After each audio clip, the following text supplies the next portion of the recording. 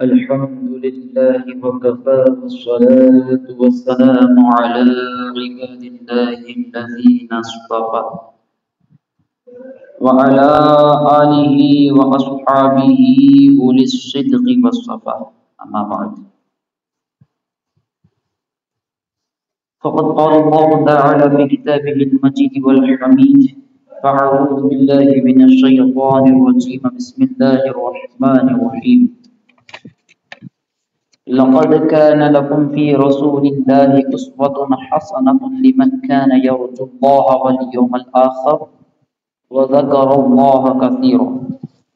وقال في مقام آخر: إنك لعلى خلق عظيم. صدق الله العلي العظيم وصدق رسوله الأمين المتين الكريم، ونحن على ذلك لمن الشاهدين والشاكرين والحمد لله رب العالمين. معزز باوقار سامعین کرام و حاضرین مجلس،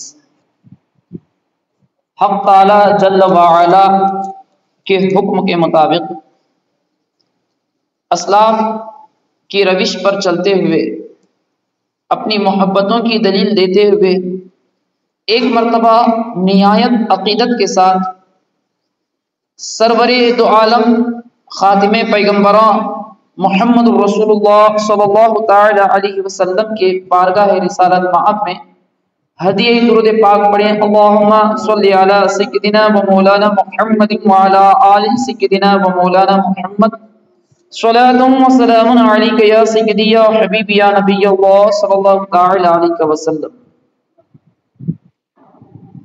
معزز سامعین کرام، آپ تمامی حضرات اس بات سے بخوبی واقف ہیں کہ مسلسل 3 جمعہ سے ہم لوگ صرف سرکار کائنات صلی اللہ تعالی علیہ وسلم کے خصائص پر گفتگو سنتے آ رہے ہیں. سب سے پہلے سرکار کائنات صلی اللہ تعالی علیہ وسلم کو جو رحمت بنا کر کے بھیجا، ان کی رحمت کس قدر ہے، کس طرح بندوں پر ہے، اور اس کے ساتھ ساتھ سرکار کائنات کا میلاد مبارکہ جو منایا جاتا، سب سے پہلے اس محفل کا انعقاد کہاں کیا گیا تھا، قرآن پاک میں اس کے دلائل کیا ہیں، اس پر گفتگو ہوئی. اور گزشتہ جمعہ سرکار کائنات صلی اللہ علیہ وسلم کو جو اس دنیا میں بھیجا گیا، یعنی بعثت محمدی صلی اللہ تعالی علیہ وسلم کا مقصد اور منشا کیا تھا، اس پر گفتگو ہوئی تھی. اور اسی طرح سرکار کائنات صلی اللہ تعالی علیہ وسلم کی ایک بہترین خصوصیت، ایک بہترین صفت پر ہم لوگ آج گفتگو کریں گے. وہ یہ ہے کہ سرکار کائنات صلی اللہ تعالی علیہ وسلم بحیثیت لیڈر، یعنی بحیثیت قائد، ویسے تو سرکار کائنات کے تمام تر افعال، اقوال، کردار ہمارے لیے مشعل راہ ہیں. ہر ایک، چاہے وہ جنگ کے حالات میں سرکار نے فرمائے ہوئے ہوں، یا اپنے حجرہ انور میں بیٹھ کر کے فرمائے ہوئے ہوں، یا درس و تدریس کے طور پر صحابہ کرام کے درمیان ارشاد فرمائے ہوئے ہوں، یا صحابہ کے سوالوں کے جوابات جو سرکار نے دیے ہیں، تو تمام تر چیزیں ہمارے لیے ایک رول ماڈل کی حیثیت رکھتے ہیں.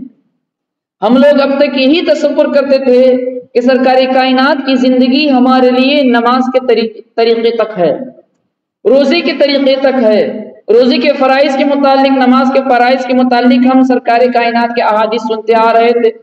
قرآن پاک میں ان کے احکامات کہاں اللہ رب العزت نے فرمائے ہیں، وہ بھی اس کے متعلق ارشاد سنتے آ رہے تھے. لیکن سرکار کو اللہ رب العزت نے جب اس دنیا میں بھیجا تو تمام تر صفتیں، تمام تر خصلتیں عطا کر کے اس دنیا میں مبعوث فرمایا. جس طرح نماز کے متعلق ہم سرکار کی زندگی دیکھتے ہیں، روزے کے متعلق ہم سرکار کی زندگی کو دیکھتے ہیں، چاہے وہ آئلی مسائل میں ہو، یا جنگی معاملات میں ہو، یا سماجی معاملات میں ہو، یا سیاسی معاملات میں ہو، ہر اعتبار سے سرکار کائنات ہمارے لیے ایک رول ماڈل ہیں، ایک بہترین لیڈر اور بہترین قائد ہیں. حق تعالیٰ جل وعلا نے قرآن عظیم میں ارشاد فرمایا سورۃ الاحزاب آیت نمبر 21 میں، لقد كان لكم في رسول الله اسوة حسنہ۔ اللہ رب العزت فرما رہا ہے کہ اے لوگوں، میں نے تمہارے لیے، تمہارے خاطر ایک بہترین اسوہ حسنہ، میرے رسول کو تمہارے لیے ایک بہترین ایک رول ماڈل بنا کر کے بھیجا، ایک بہترین آئیڈیل بنا کر کے بھیجا۔ اب وہ کس کے لیے ہے؟ جو اللہ پر ایمان لائے اور آخرت کا دن، یوم آخرت، آخرت کے دن پر ایمان لائے، وذکر اللہ کثیرا، اور اللہ کا ذکر جو کثرت سے کرنے والا ہے، اللہ پر ایمان جو لانے والا ہے، آخرت پر جو ایمان لانے والا ہے، ان احباب کے لیے، ان لوگوں کے لیے اللہ رب العزت ایک بہترین رول ماڈل بنا کر کے بھیج رہا۔ اب یہ رول ماڈل صرف مسجد اور محراب تک ہی نہیں، سرکار صرف مذہبی قائد ہی نہیں تھے، بلکہ ہر اعتبار سے سرکار اپنا جو حق تھا وہ حق بتا کر کے گئے اور اس حق کو ادا کر کے بھی اس دنیا سے رخصت فرمائے۔ اب ہم صرف اب تک ہی سنتے آ رہے تھے کہ سرکار معاشرے کی اصلاح کے لیے سرکار بہترین رول ماڈل ہیں، نمازوں کے لیے بہترین رول ماڈل ہیں، روزوں کے لیے بہترین رول ماڈل ہیں، لیکن فقہاء نے اور مفسرین عظام نے لقد کان لکم فی رسول اللہ اسوۃ حسنہ کے تحت فرمایا ہے، سرکار کائنات اس آیت کے تحت ایک بہترین لیڈر ہیں، بہترین قائد، ایک بہترین سیاسی لیڈر بھی ہیں، مینیجر بھی ہیں، ہر اعتبار سے سرکار کی ذات نمایاں نظر آتی ہے۔ اس کے علاوہ یہ رول ماڈل کے تعلق سے رب نے فرمایا۔ اب سورۃ القلم کے بارے میں، سورۃ القلم کی آیت کا جب ہم تلاوت کرتے ہیں تو رب تعالیٰ فرما رہا ہے انک لعلی خلق عظیم، اے لوگوں، میرے نبی کے تمام خصلتیں سب سے اعلیٰ اور سب سے بالا ہیں، سب سے اعلیٰ، سب سے بالا ہیں، چاہے وہ سرکار کا سونا ہو، سرکار کا چلنا ہو، سرکار کا بیٹھنا ہو، سرکار کا جنگ لڑنا ہو، جہادوں میں شریک ہونا ہو، یا صحابہ کو تعلیم دینا ہو، یا صحابہ کو تربیت کرنا ہو، یا اپنی امت کی تربیت کے خاطر جو اقوال جو افعال ارشاد فرمائے ہیں، یہ تمام چیزیں ہمارے لیے رول ماڈل کی حیثیت رکھتی ہیں، اور تمام خصلتیں ہمارے لیے سب سے بہترین، سب سے عمدہ، سب سے اعلیٰ کی حیثیت رکھتی ہیں۔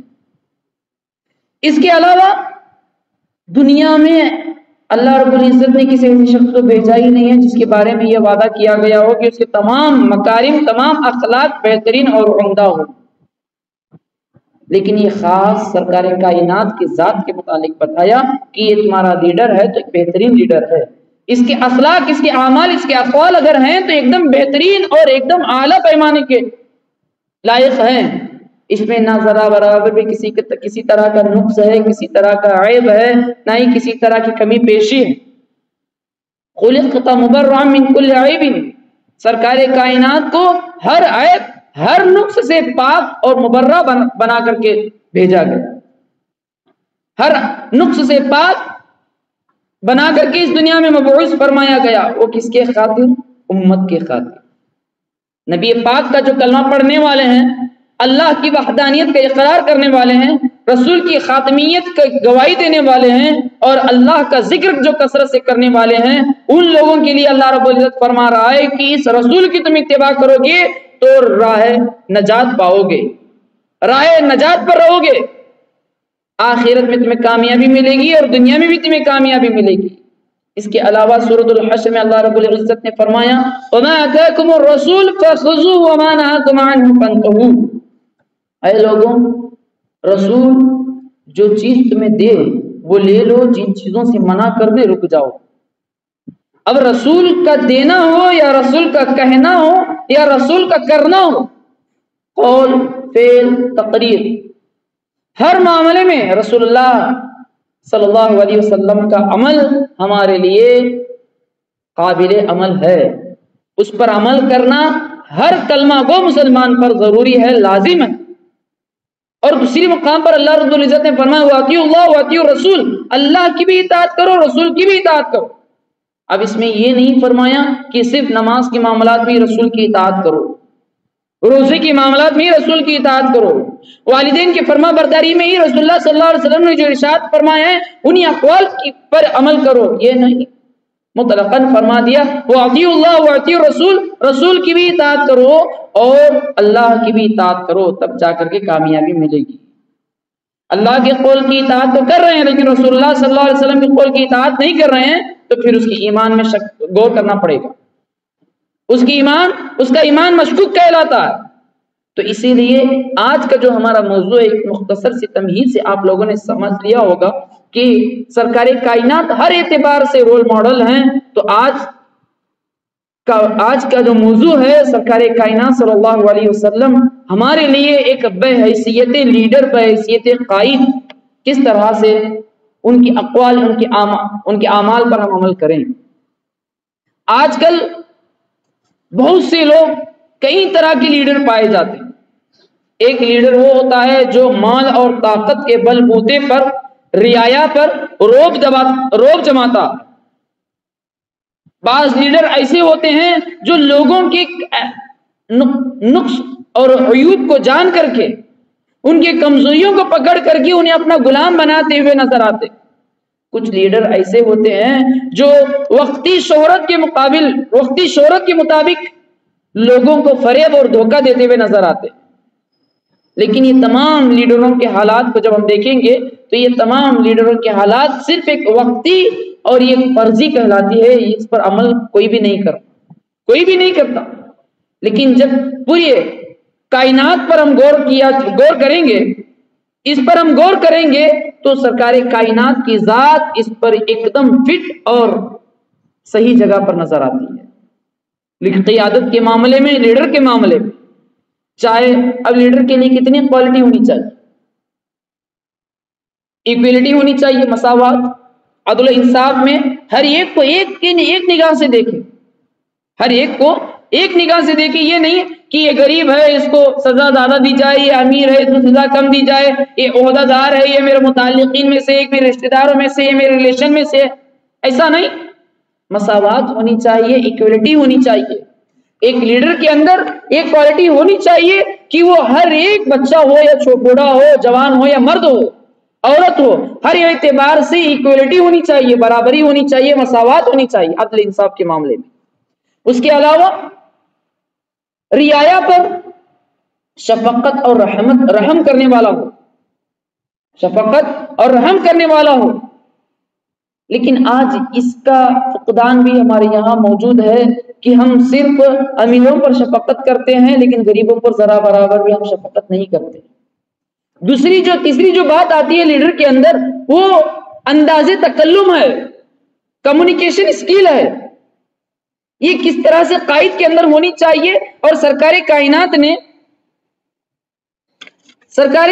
نے کس طرح وہ ہمیں سمجھایا ہے، بتایا ہے، اس کا مطالعہ ہر ایک قائد، ہر ایک لیڈر کو کرنا چاہیے۔ اور دوسرا، اپنی رعایا پر نگرانی کرنے والا ہو، اپنی رعایا پر یعنی اپنے ماتحت جو افراد ہیں، جس قوم کا وہ لیڈر ہے، جس قبیلے کا وہ لیڈر ہے، جس علاقے کا وہ قائد ہے، ان کی نگہبانی کرنے والا ہونا چاہیے۔ یہ نہیں ہے کہ بس جب قائد چننے کی جب بات آتی ہے تو اس وقت متحرک ہو جائیں، اس کے بعد جب جیت کر آ جائیں تو ایک دم اپنے منصب پر بیٹھ کر کے لوگوں کو روب و دبدبا جمانا شروع کر دیں۔ یہ ایسا نہیں ہونا چاہیے۔ آج کل حالات یہی دیکھنے کو مل رہے ہیں، یہ جو قیادت کا جو بحران ہمارے یہاں نظر آ رہا ہے، قائد ہونے کے باوجود بھی صحیح سے رہنمائی نہیں، چاہے وہ سیاسی معاملات میں ہو یا مذہبی معاملات میں ہو، ہر اعتبار سے قائد اگر ہمیں ملتے ہیں تو صحیح سے رہنمائی کرنے والا نظر نہیں آتا۔ اس کی وجہ کیا؟ مین وجہ یہی ہے کہ سرکار کائنات کی تعلیم کو بھلائے بیٹھے ہوئے سرکار نے کس طرح سے ایک لیڈرشپ کا حق ادا کیا ہے، ایک قائد کا حق ادا کیا ہے، ان تعلیمات کو بھلانے کا نتیجہ یہ ہے کہ ہمارے یہاں قائد تو پائے جاتے ہیں، لیڈر تو پائے جاتے ہیں، لیکن اس کا حق ادا کرنے والا کوئی نہیں ملتا۔ ماضی کی جتنی بھی آپ ہسٹری اٹھا کر کے دیکھیں، چاہے وہ سلطنت عثمانیہ کی بات ہو یا حضرت عمر فاروق کی دور کی بات ہو یا حضرت عمر ابن عبدالعزیز کی دور کی بات ہو، ان کی دور میں دین ہر دین پر غالب نظر آتا، غالب ہوتا ہوا نظر آتا تھا۔ وجہ کیا؟ یہ لوگوں کے نگاہوں کے سامنے صرف ایک ہی بات تھی، قال اللہ قال رسول۔ اس معاملے میں اللہ نے کیا فرمایا، اس معاملے میں رسول اللہ نے کیا فرمایا، یہ باتیں ان کے پیش نظر رہتی تھی۔ اسی لیے اس وقت اسلام کا بول بالا تھا، اسلام کا نام سنتے ہی ہر ایک مذہب کاپ جاتا تھا، ہر ایک شخص کاپ جاتا تھا کہ یہ اسلام والے، یہ کلمہ پڑھنے والے ہیں۔ لیکن جب سے اس کا فقدان شروع ہوا ہے تعلیمات مصطفیٰ کا، تعلیمات مصطفیٰ کو حاصل کرنا ہم نے چھوڑ دیا ہے، اس وقت سے لے کر کے اب تک جو اسلام پر جو نکتہ چینیاں جو ہو رہی ہیں، نقص اور عیوب جو نکالا جا رہا ہے، اس کی وجہ اسلام نہیں ہے، بلکہ ہم جو قیادت کی حیثیت تھی جو ہم صحیح سے حق ادا نہیں کر رہے ہیں، اس کی وجہ سے ہے۔ اگر قائدین کو، قائد کا مطلب یہ نہیں ہے کہ بس ایک ادارے کا بڑا ذمہ دار ہے نا، اگر ایک مسجد کا امام بھی ہے تو وہ بھی اپنی مسجد اور اپنی مصلیوں کا ایک قائد ہے۔ اگر وہ بھی اپنا حق ادا نہیں کر رہا ہے تو پھر وہ بھی گرفت میں آ جائے گا۔ جیسے مصلیوں میں اگر کوئی بھٹک رہا ہے، گناہ میں مبتلا ہو رہا ہے، امام اسے سمجھا نہیں رہا ہے، بتا نہیں رہا ہے، تو سب سے پہلے سوال قیامت میں امام سے ہوگا، اس کے بعد مصلی سے ہوگا۔ کیوں؟ بخاری شریف اور مسلم شریف کی ایک حدیث ہے، حضرت عبداللہ ابن عمر رضی اللہ تعالی عنہ فرماتے ہیں، الا کلکم رائن، خبردار تم سب لوگ چرواہ ہو۔ چرواہ کا مطلب دیکھو کیا ہوتا ہے سرکار میں، تم سب لوگ جس طرح ایک بکریاں چرانے والا اپنی بکریوں کی نگہبانی اور نگہداشت کرتا ہے، اسی طرح ایک قائد اپنی قوم کا ایک چرواہ ہوتا ہے کہ اپنی قوم کے ہر فرد پر نگاہ رکھنی چاہیے کہ کون بھٹک رہا ہے، کون گمراہ ہو رہا ہے، کون گناہوں میں مبتلا ہو رہا ہے، معاشرے کی حالات کیا ہو گئے ہیں، یہ تمام چیزوں پر نگرانی کرنے والا قائد کی ذمہ داری ہوتی ہے، نگرانی کرنے کی قائد پر ذمہ داری ہوتی ہے۔ اور سرکار نے آگے اس حدیث میں فرمایا، کلکم رائن کلکم مسئول عن رعیتہ، سرکار نے فرمایا ہر ایک اپنے اپنے عہدے کا ذمہ دار ہے، ہر ایک اپنے منصب کا ذمہ دار ہے۔ اگر کسی کو منصب دیا گیا، گھر میں اگر بڑا باپ ہے، گھر میں اگر بڑا دادا ہے، گھر میں اگر بڑا نانا ہے، تو اگر اس کی موجودگی میں، باپ کی موجودگی میں، اگر ماں ہے تو ماں کی موجودگی میں، اگر چچا ہے تو چچا کی موجودگی میں، اگر اس کے خاندان والے اگر بھٹک رہے ہیں، گناہ مبتلا ہو رہے ہیں، تو سوال انہیں بعد میں ہوگا، سب سے پہلے ذمہ دار پر ہوگا، سب سے پہلے ذمہ دار شخص پر ہوگا، اس کے بعد رعایا پر ہوگا۔ اسی طرح اگر پورے شہر کا، پورے ملک کا اگر کوئی قائد ہے، کوئی لیڈر ہے، اگر وہ اس کی موجودگی میں، اس کی نگاہوں کے سامنے لوگ گمراہ ہو رہے ہیں، گناہ میں مبتلا ہو رہے ہیں، تو سب سے پہلے قائد کو سوال ہوگا، اس کے بعد رعایا کو سوال ہوگا، رعایا کو سوال ہوگا۔ سرکار کائنات کا یہ قول ہمارے لیے ایک بہترین عمل ہے، لیکن آج ہمارے اندر اس کا احساس ہی نہیں ہے کہ خود ہمارے گھر میں ہمارے بچے ہی بگڑ رہے ہیں، تو باپ کی یہ جرت ہو نہیں رہی ہے کہ ہم بچوں کو سدھاریں، ہم تعلیمات مصطفیٰ انہیں سمجھائیں کہ یہ صحیح طریقہ، یہ غلط طریقہ ہے۔ لیکن آج یہ اس کا فقدان ہونے کی وجہ اس بات پر آ گئی ہے کہ بچے ماں باپ کی بات تک مان نہیں رہے، بچے ماں باپ کی بات تک مان نہیں رہے۔ اگر صحیح سے اگر ہم تعلیم دیتے تو تعلیم کی وجہ سے ماں باپ کی عزت اس کے دل میں آ جاتی کہ ہاں اسلام یہ سکھاتا ہے والدین کے بارے میں، چچا کے بارے میں اسلام یہ سکھاتا ہے۔ جب ہم اس کی طرف راغب ہی نہیں کر رہے ہیں بچوں کو، تو پھر بچے کہاں سے سدھریں، کہاں سے سدھریں گے؟ اور بتایا کہ لیڈرشپ کے اندر، لیڈر کے اندر، ایک قائد کے اندر ایک سب سے پہلی جو صفت ہوتی ہے وہ مساوات کی ہوتی ہے، ایکویلٹی کی ہوتی ہے، برابری کی ہوتی ہے، عدل و انصاف میں ہو، عدل و انصاف میں برابر ذمہ دار ہوتا ہے وہ، یہ نہیں ہے کہ یہ بڑا عہدے دار ہے اس سے سزا نہ دیں، یہ غریب ہے، یہ بیوہ ہے، یہ مفلس ہے، یتیم ہے، اس کا پوچھنے والا کوئی نہیں ہے، پرسان حال کوئی نہیں ہے، اسے سزا دے دیں، تو اس پر تمام تر قوانین، تمام تر احکامات اسی پر لاگو ہوتے ہیں۔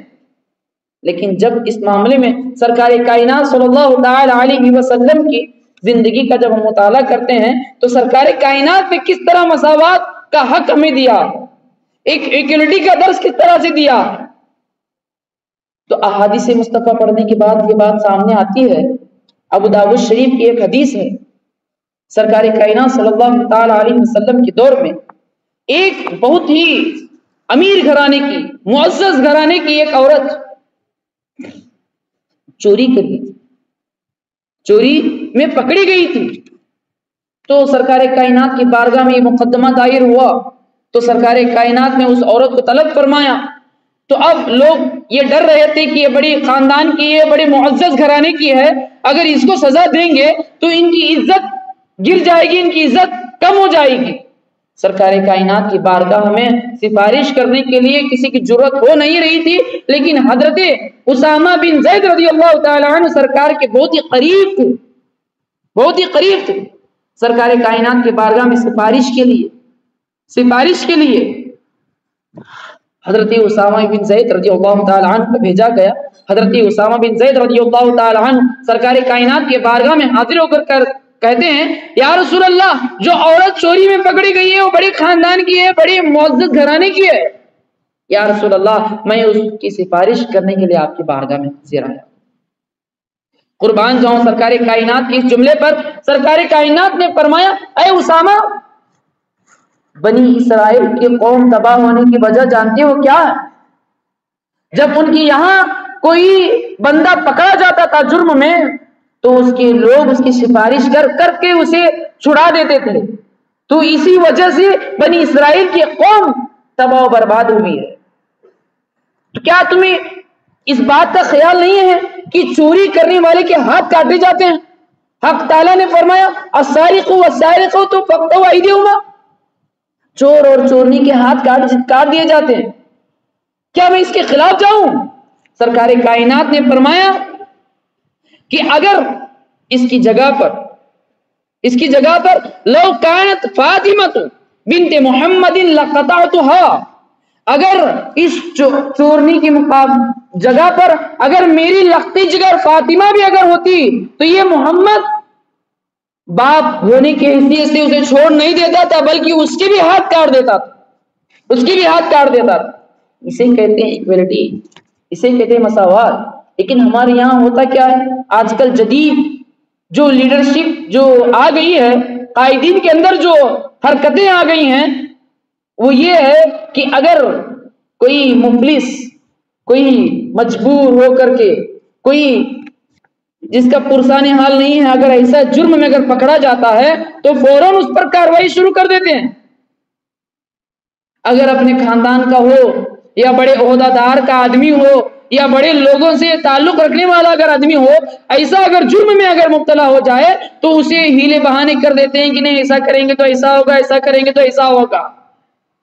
یہ عدل و انصاف نہیں ہے، یہ عدل و انصاف نہیں ہے، یہ ناانصافی ہے۔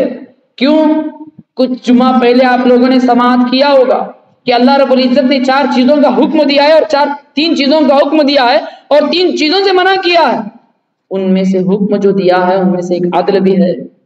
ان اللہ یأمر بالعدل والاحسان، اللہ رب العزت عدل کا بھی حکم دے رہا ہے، احسان کا بھی حکم دے رہا۔ عدل ہر ایک کے لیے عدل ہے، امیر غریب کوئی نہیں ہے، اپنا تیرا کچھ نہیں ہے۔ اگر جرم میں اگر پکڑا گیا ہے تو ہم بحیثیت مسلمان ہم اپنے تئے اسے سزا دے سکتے ہیں اسے، لیکن آج سزا نہ دینے کی وجہ کیا ہو گئی ہے؟ آج کھلے عام لوگ گناہ کرتے ہوئے نظر آ رہے ہیں لیکن پوچھنے والا کوئی نہیں ہے۔ کیوں؟ رعایا تو درکنار، خود قائدین کہنے والے خود اس جرم میں جب مبتلا ہیں تو پھر پوچھے گا کون؟ ایک اور روایت پڑھنے کو ملتی ہے، حضرت خلیفہ رابع حضرت امیر المؤمنین علی بن ابی طالب کرم اللہ تعالی وجہہ الکریم کی ایک زرہ یعنی جنگ میں پہننے والا ایک لباس ہوتا ہے، اس لباس کو کسی یہودی نے اٹھا لیا تھا۔ حضرت علی اس وقت کے قاضی کے پاس مقدمہ دائر فرمایا کہ قاضی کے پاس پیش فرمائیں کہ فلاں یہودی نے میرا زیرہ لے لیا ہے، میرے پوچھنے کی بات بھی دے نہیں رہا ہے، تو اس کا انصاف کیا جائے، اس سے میرا زیرہ دلایا جائے۔ جب قاضی کے پاس یہ مقدمہ دائر ہوا تو قاضی نے 2 گواہوں کو طلب کیا، 2 گواہوں کو طلب کیا۔ دعویٰ کرنے والا جو ہوتا ہے وہ گواہ پیش کرتا ہے، دعویٰ کرنے والا جو ہوتا ہے وہ گواہوں کو پیش کرتا ہے۔ تو حضرت علی نے 2 گواہوں کو پیش کیا، ایک اپنے لخت جگر حضرت حسن مجتبی رضی اللہ تعالی عنہ کو پیش کیا، ایک اپنے غلام کو پیش فرمایا۔ قاضی صاحب بھی بڑے عدل و انصاف والے تھے، حضرت علی کو فرمانے لگے کہ اے علی ابن ابی طالب، غلام کی گواہی تو قبول ہوگی لیکن بیٹے کی گواہی باپ کے حق میں قبول نہیں ہوگی، اس لیے آپ کی 2 گواہیں قبول نہیں کی جائیں گی۔ دیکھو عدل کسے کہتے ہیں۔ حضرت علی کے سامنے زبان ہلانا معمولی بات نہیں ہے۔ اگر کوئی اس وقت کے اگر بڑے لیڈر، بڑے قائد کے پاس چاہے مذہبی ہو یا سیاسی اعتبار سے ہو، اگر اس کے سامنے اگر قانون پیش کیا جائے تو ایک دم آگ ببولا ہو جاتا ہے، آگ ببولا ہو جاتا ہے، نہ جانے کہاں سے وہ لا دیتا ہے اس حکم لا بتانے والے کو، اس حکم کو بتانے والے کو نہ جانے کتنی مصیبتیں کا سامنا کرنا پڑتا ہے اس ایک حکم بتانے والے پر، بولو ہی مت۔ لیکن حضرت علی کی بارگاہ میں جب یہ کہا گیا باپ کے حق میں بیٹی کی گواہی قبول نہیں ہوگی تو حضرت علی نے اس حکم کو تسلیم کر لیا، ہاں یہ بات حق ہے لیکن میرے پاس 2 ہی گواہ تھے، ایک حسن مجتبی، ایک میرا غلام۔ اب حسن مجتبی کی گواہی قبول نہیں ہوگی تو ایک غلام کی بھی گواہی قبول نہیں ہوگی۔ جب یہ انداز وہ یہودی دیکھا، اسلام کا یہ عدل و انصاف اس یہودی نے دیکھا تو زیرہ تو دینا دور کی بات، اس کام کی وجہ سے، اس فیصلے کی وجہ سے وہ یہودی مشرف اسلام ہو گیا، مشرف اسلام ہو گیا۔ یہ ہوتا ہے عدل و انصاف۔ لیکن آج یہ عدل و انصاف نہ ہونے کی وجہ سے بہت سے معاملات ہمارے معاشرے میں نظر آتے ہوئے دیکھنے کو نظر آتے ہیں، لیکن کوئی اس کا سد باب کرنے کے لیے تیار ہے ہی نہیں۔ اگر کوئی بتاتا ہے کہ یہ غلط چیز ہے، یہ غلط چیز ہے، یہ نہیں کرنی چاہیے، تو وہاں پہ اپنا روب دبدبا جمانا شروع کر دیتے ہیں، نہ حکومت یہ کہتی ہے، وہ یہ کہتا ہے، یہ کہتا نا۔ ہم دنیاوی اعتبار سے نہیں کہہ رہے، ہم مسلمانوں کے رہنما ہونے کے اعتبار سے، مسلمانوں کے قائد ہونے کے اعتبار سے ہم پر لازم ہے کہ یہ جمہوری ملک ہے، یہ جمہوری ملک ہے، یہاں ہر ایک مذہب اپنے اپنے اعتبار سے عمل کر سکتا ہے، اپنے اپنے مذہب کے مطابق عمل کر سکتا ہے۔